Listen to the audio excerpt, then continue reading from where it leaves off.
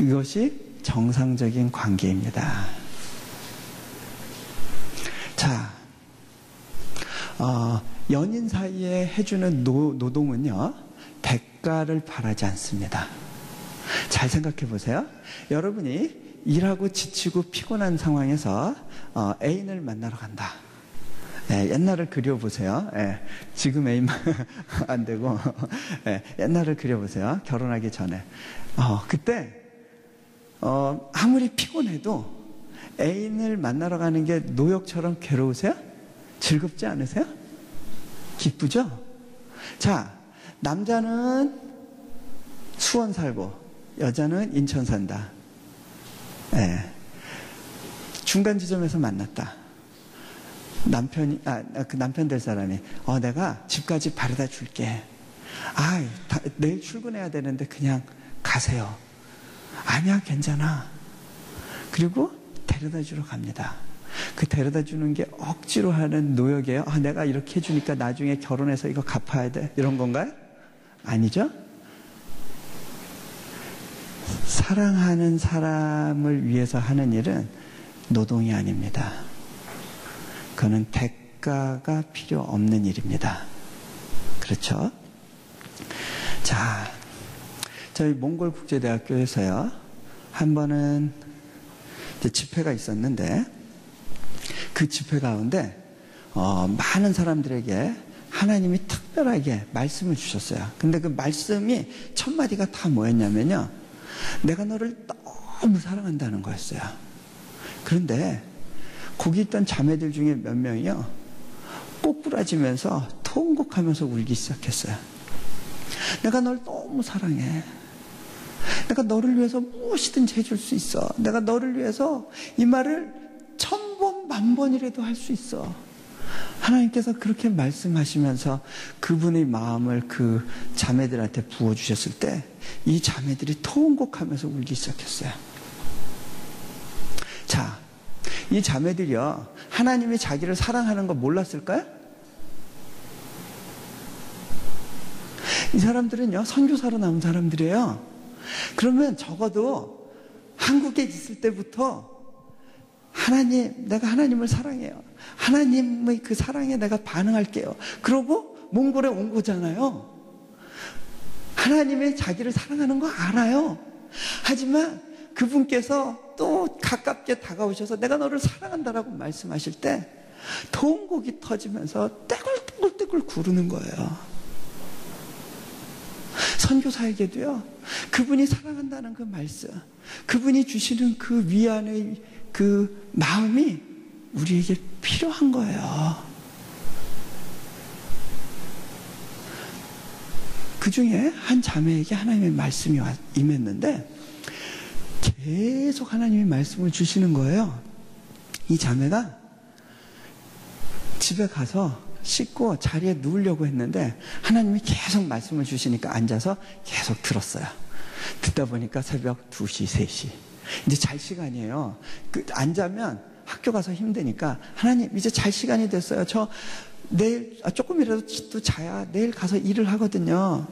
하나님, 근데 저한테 이렇게 하고 싶은 말씀이 많으셨어요. 그동안 얼마나 갑갑하셨죠? 다음날 저한테 와가지고 뭐라 그러냐면, 알고 보니까 하나님이 상당한 수다장이시더라고요. 네, 한 자매를 위해서 수다 떠는 수고를 아끼지 않으시는 하나님. 하나님이 과묵하신 분이 아니에요. 우리에게 애정 표현을 하기 원하세요. 그 자매에게 주셨던 말씀이 뭐냐고 물어봤더니 세계 평화를 유지하기 위한 하나님의 비책, 이런 게 아니에요. 그런 거룩하고 거창한 것이 아니라 얘야, 너 잘 때 발 좀 따뜻하게 하고 자라. 나 네가 아픈 걸 원하지 않아. 너 잘 때 이런 것들 좀 챙기면 좋겠다. 엄마가 딸한테 얘기하듯이 그 사람의 삶 가운데 작은 사소한 문제들을 하나님이 하나하나 말씀하시더라는 거예요. 하나님은 친구로 다가오세요. 제가 하나님의 그 음성에 늘 예민하게 반응하는 삶에 대해서 이야기할 때 어떤 분들은 이제 이렇게 이야기를 합니다. 하나님께서 우리에게 자유의지를 주셨는데 사사건건이 일일이 다 물어야 됩니까? 예, 묻고 그래야 되는 건 아니에요. 하지만 묻는 것이 유익하기도 해요. 한 가지 예를 들면요, 이런 겁니다. 제 아내하고 저는 많은 부분에서 이제 잘 맞춰가긴 하는데 잘 못 맞추는 몇 가지가 있었어요. 그게 뭐였냐면 그 중에 하나가 쇼핑에 대한 견해차예요. 저는요, 쇼핑이란 빠를수록 좋은 거예요. 네, 이피션트하게. 그래서 제가 예를 들어서 구두를 산다. 그러면 어느 동네 구두 가게가 있나 딱 봐놓고 거기 가서 아무데나 첫집 들어가서 쭉 보고 괜찮다 싶은 거 신어보고 맞으면 바로 돈 내고 나와요. 저는 그게 성공한 거예요. 그런데 제 아내는 달라요. 뭐를 고를 때 일단 가게들을 다 돌아봐요. 마음에 맞는 거 다 골라보고 다 신어봐요. 그래서 마지막으로 하나를 사는데 그걸 사가지고 나오다가 또 딴 구두 가게를 보면 들어가려고 그래요. 제가 아내한테 여보 이미 구두 샀는데 왜 또 들어가? 아 여보 이거는 나중에 물리면 되잖아. 아 저는 물리는 제도가 너무 불편해요. 예, 여기도 그런 제도가 있나요? 미국의 리펀 제도가 저는 되게 불편하더라고요. 그 부분에서 서로 의견이 다르니까 아내는 주로 이제 쇼핑할 때 이제 혼자 다니게 돼요.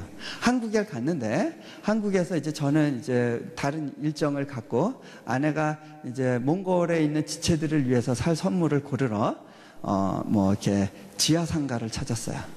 거기서 이렇게 막 고르려고 하는데 그날따라 혼자 고르려니까 심심하기도 하고 조금 이렇게 자신이 없는 거예요. 그러니까 그때 이제 하나님과 이렇게 뜨거운 시간이 있었을 때였는데 이제 그때 하나님께 구했어요. 하나님, 저 물건 잘 못 고르겠는데 같이 골라주실래요? 그러면서 가게 다니면서요, 물건을 고를 때 하나님, 이거 우리 몽골의 바스카가 좋아할까요? 그러면 하나님께서 아내만 아는 방식으로 사인을 주시는 거예요. 평소에는요, 어떤 때는요, 우리가 며칠을 기도해도 하나님이 응답을 안 주실 때가 있어요. 그런가 하면 어떤 때는요, 바로바로 응답하실 때가 있어요. 그날 물건을 고르는데 하나님 이거 마음에 드세요? 사인을 주시는 거예요. 아, 하나님도 좋으세요? 아, 신난다. 그러다가 분홍색 조끼가 딱 눈에 들어왔어요. 분홍색 조끼. 갑자기 자기가 나이가 들면서 분홍색이 좋아지더래요. 아, 저거 내가 입으면 될까? 아, 너무 튀지 않을까? 선교사 아내가 이거 살까 말까 고민하면서 하나님께 물었어요. 하나님 이거 마음에 드세요? 예, 나도 마음에 든다. 어머, 신난다. 마음에 드세요? 살게요. 그날 아내는요, 그냥 하나님을 초청하고 그 시간을 누릴 수 있었어요. 여러분, 우리가 꼭 뭔가 길을 잘 가야 되기 때문에 그 조바심 때문에 하나님께 구하는 것만은 아니어야 돼요. 물론 물건 잘 고르기 위해서 하나님이 우리에게 꼭 필요한 건 아니에요. 우리가 그 정도 지각은 있어요. 하지만 물건 고르는 시간 속에서도 우리가 하나님의 마음을 누리고 교제할 수가 있다는 거예요. 하나님을 초청하실 필요가 있어요. 자,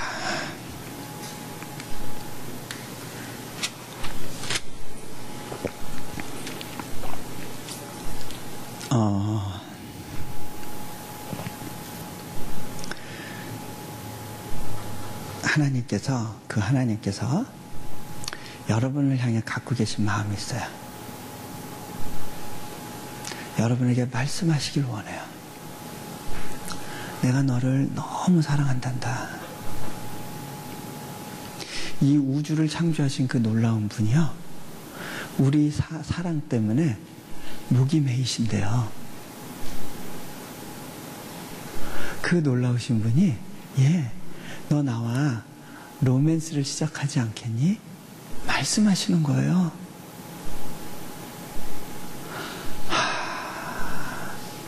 제가 몽골에 그분이 저에게 이렇게 말씀하세요. 나의 사랑하는 자야, 나의 어여쁜 자야, 일어나서 나와 함께 가자. 여러분, 하나님이 우리한테 함께 가자 그러시면 그거 하나님 손해인 거 아세요? 자, 하나님 입장에서 보면 굉장한 손해예요. 하나님이 여러분이 필요하고 쓸모가 있어서 야, 너 나랑 같이 가자 그러시는 게 아니거든요. 실은 여러분이 같이 가면 짐이 돼요. 불편해요. 그럼에도 불구하고 내가 너랑 같이 가면 좋겠다. 제가 이번에 특별히 여기 오게 될 때 참 감사했던 거는 저희 가족을 교회에서 다 초청을 해주셨어요. 제가요, 실은 아이들하고 같이 오면요, 집회에 집중이 안 되고 좀 방해되기도 해요. 그런데 제게는 그게 기쁨이에요. 아이들이 따라와 준 게 너무 고마운 거예요. 효과적이진 않지만 고마워요. 그게 사랑이더라고요. 하나님이 여러분과 같이 가자고 하는 건요, 여러분과 보조를 맞춰야 되면 얼마나 힘든지 아세요? 기다려 주시겠다는 거예요. 내가 언제까지든 기다려 줄게.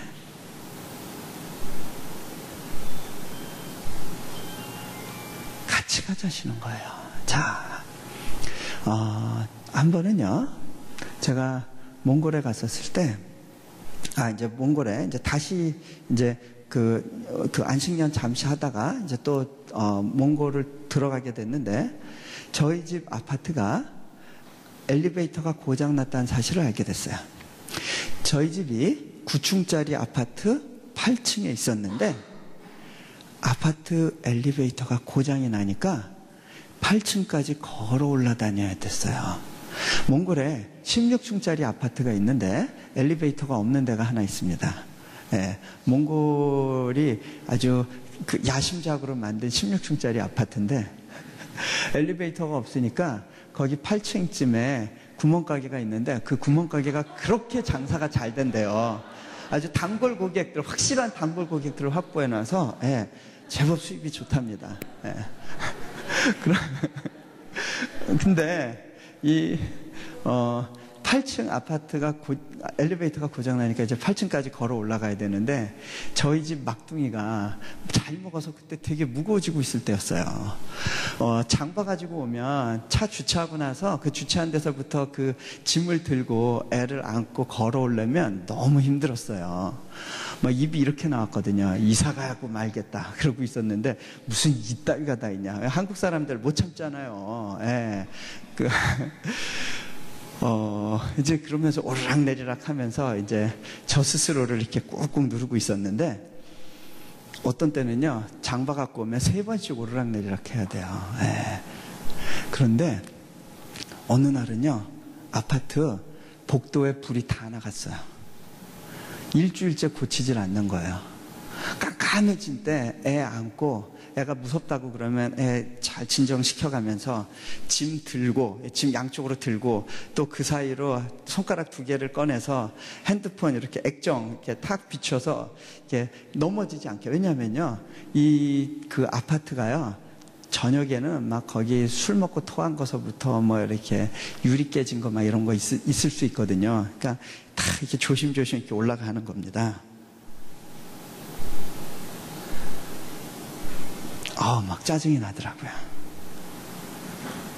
이 사람들 도저히 이해가 안 돼. 그러고 있었어요. 그런데 어느 날 제가 큰아들을 이제 픽업을 해서 집에 돌아왔어요.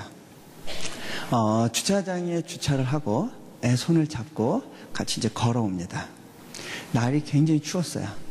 아이 손을 제 호주머니에 같이 넣고 아이 손을 녹여주면서 계단을 올라갑니다.